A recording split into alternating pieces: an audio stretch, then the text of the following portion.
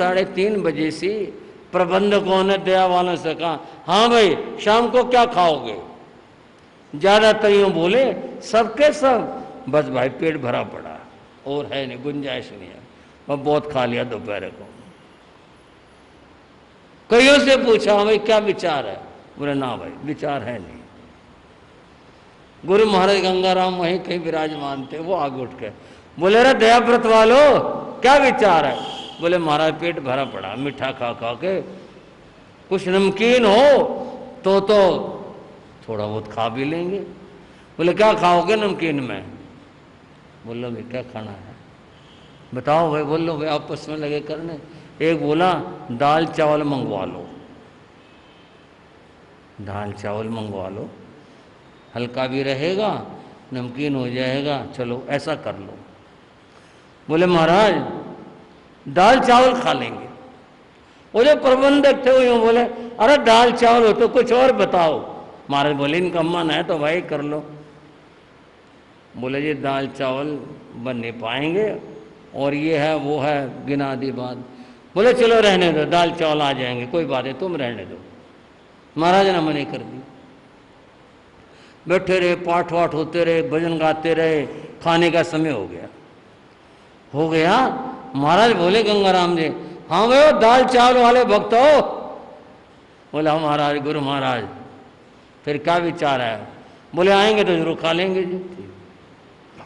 वो कमरा खोलो, उसमें कुछ नहीं रखा, मैं तो बता रहा हूँ आपको। बोले वो कमरा खोलो। बोले कमरा खोलो। दो भाई गए, कमरा खोला, वो बड़े बड़े टोपी है, एक में दाल भरी, एक में चावल भरा, और कलछियां रखी और सामान रखा। ये कौन रख गया भाई? ये कहां से आए, कम में से आए? बोले महाराज दाल चावल है इसमें। बोले है तो अपना मौका देखो फिर। बोले जी दाल चावल कौन रख गया? बोले तुमने आम खाने के पेड़ गिनने, तुमने क्या मतलब कौन रख गया? तुम्हारा जो मन हो, देखो दया वाले हो, वही खाया को।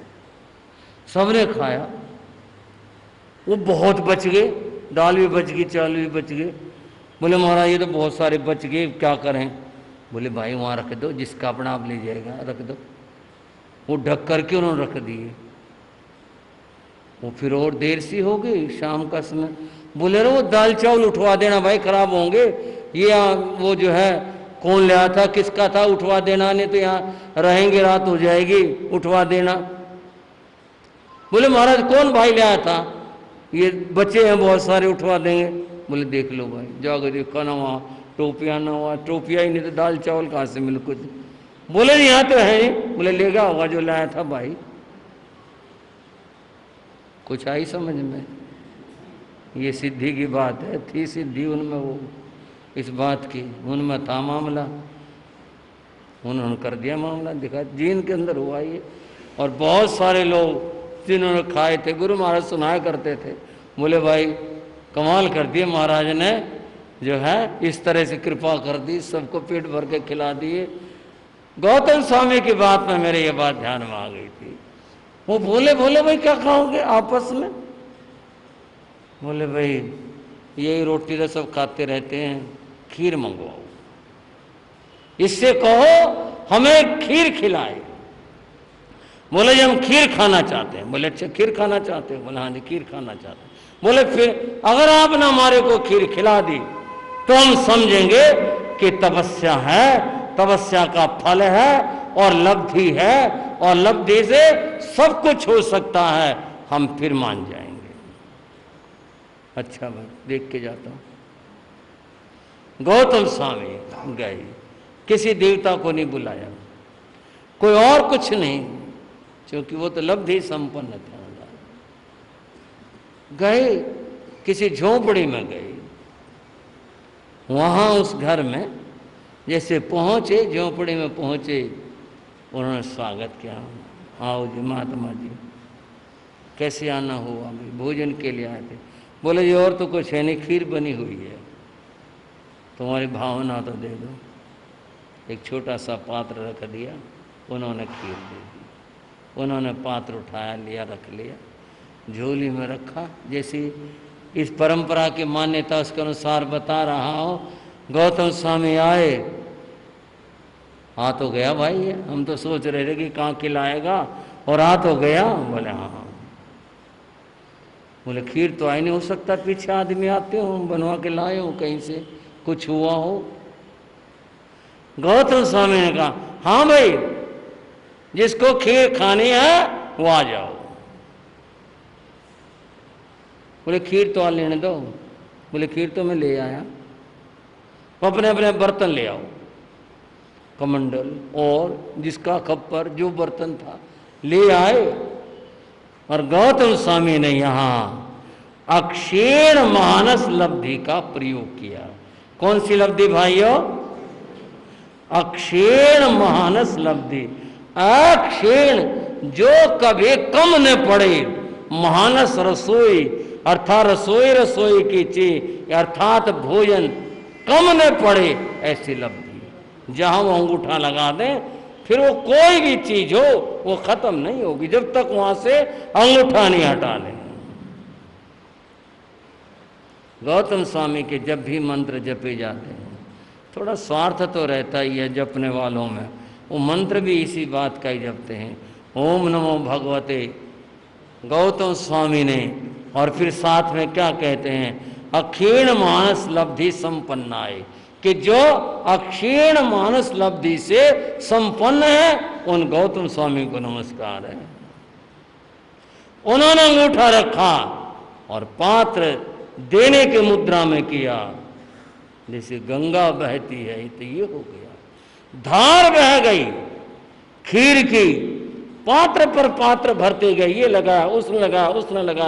1500 आदमी थे, आखिर कम तो नहीं थे, और लगाते गए भरता गया, लगाते गए भरता गया, लगाते गए भरता गया। खाने वाले खाते रहे, दोबारा भी ले लिया, फिर भी ले लिया, सबके पेट भर गए। ये गौतम स्वामी की अक्षीण मानस लब्धि थी। और लो भाई, और नहीं चाहिए, बस और नहीं खा, ले लो, कोई रह न जाए, बच्चे और नहीं चाहिए। गौतम स्वामी ने अंगूठा हटाया, साफ था, वहां कुछ नहीं था। उसी पल सब ने हाथ जोड़ दिए और कह दिया हम आपको अपना गुरु मानते हैं, आप जो कहोगे हम उसके अनुसार चलेंगे, जैसे कहोगे। गौतम स्वामी ने कहा मुझे नहीं, जो मेरे गुरु हैं उनको गुरु मानो। कौन है वो? वो भगवान महावीर हैं, सर्वज्ञ हैं, सर्वदर्शी हैं, महाप्रभु हैं, उनको गुरु मानो। वो कहाँ है?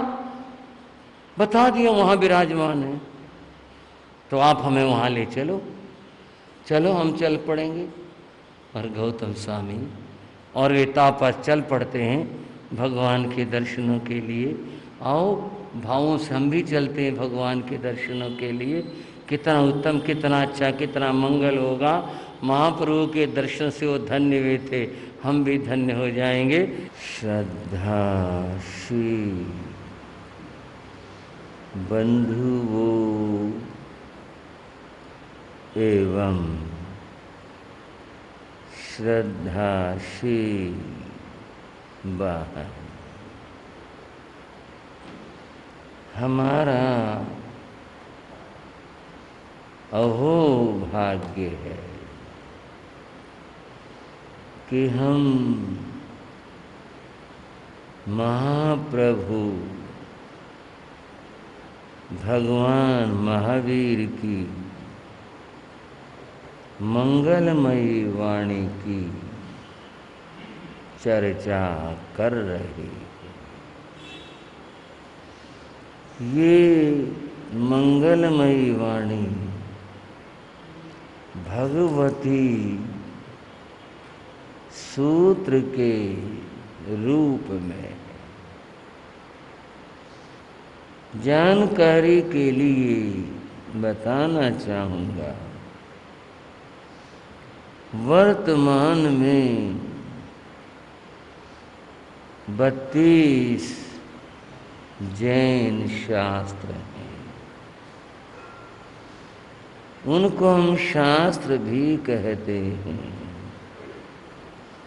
सूत्र भी कहते हैं, आगम भी कहते हैं। उनमें से एक है भगवती सूत्र, जिसकी चर्चा चल रही है। प्रसंग गौतम स्वामी का है।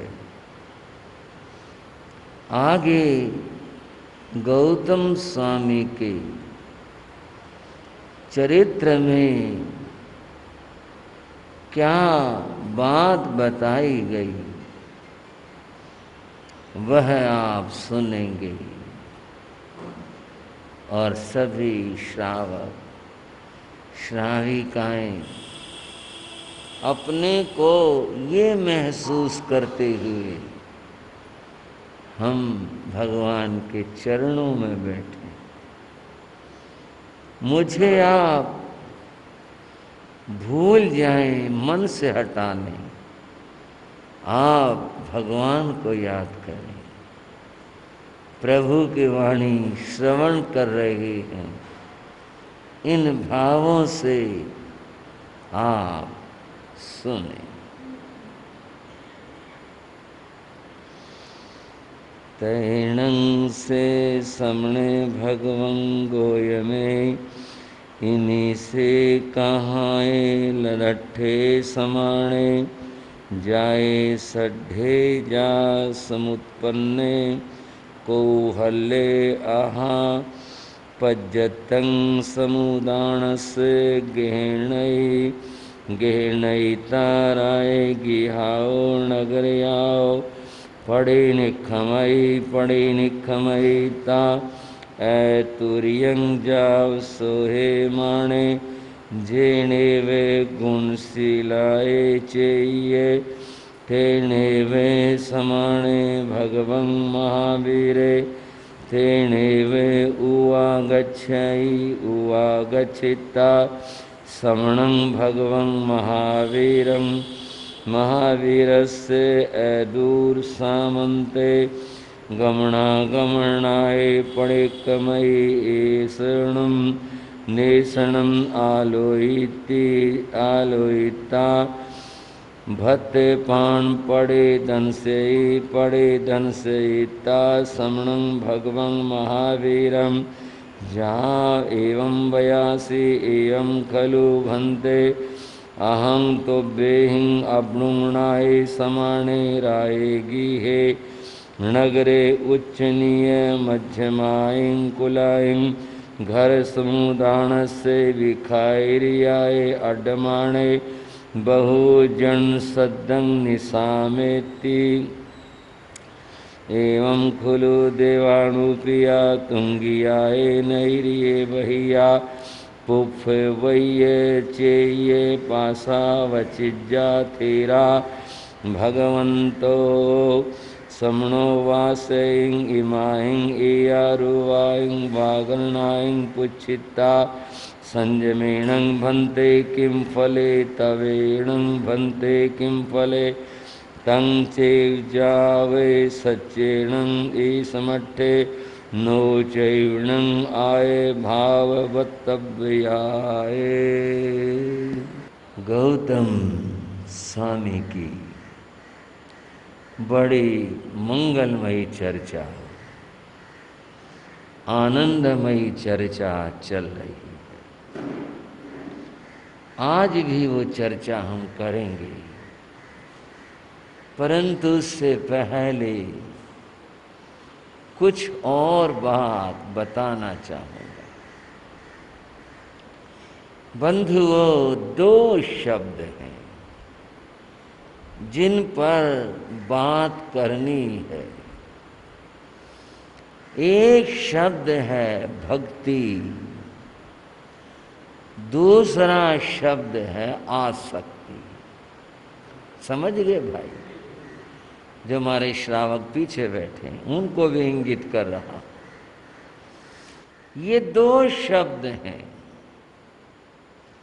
एक है भक्ति, और एक है आसक्ति।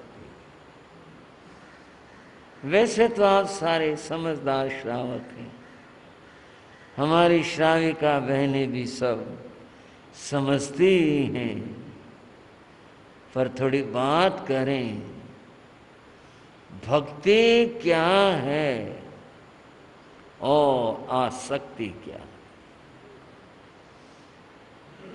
परमात्मा से, भगवान से, धर्म से, गुरु से लगाव होना, मन का जुड़ाव होना, इसको भक्ति कहते हैं। ठीक है ना भाई? कोई एतराज तो नहीं? मेरा मन भगवान से जुड़ गया, मुझे भगवान से लगाव हो गया, अब तो जो भी कुछ है प्रभु ही मुझे सूझते हैं, उन्हीं का ध्यान है, उन्हीं का नाम है। ये जो भाव दशा है, इस भाव दशा का नाम भक्ति। हर समय उन्हें याद करते हैं, भगवान का सुमरण करते हैं, उन्हीं का जप करते हैं, इसका नाम भक्ति। आसक्ति क्या है? संसार से, संसार की वस्तुओं से। और तीसरी बात भी कह लूं, संसार के लोगों से लगाव होना, जुड़ाव होना, इसका नाम आसक्ति।